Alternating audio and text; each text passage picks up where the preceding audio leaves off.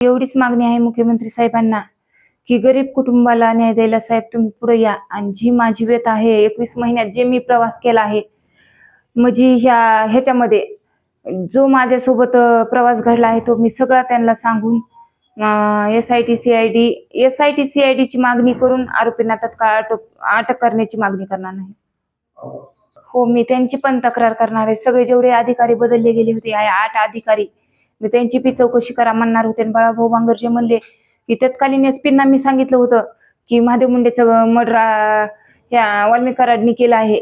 तर मी ते पण मुख्यमंत्री साहेबांना सांगणार आहे आणि सगळ्या जेवढे अधिकारी होते त्यांना पण चौकशीला घ्या म्हणून सांगणार आहे SIT मार्फत। ते बी त्या बैठकीला म्हणजे दादांच्या नेतृत्वाखाली ही बैठक आहे ना, मग दादांनी सांगितलं आहे निपक्षपाती बैठक आहे।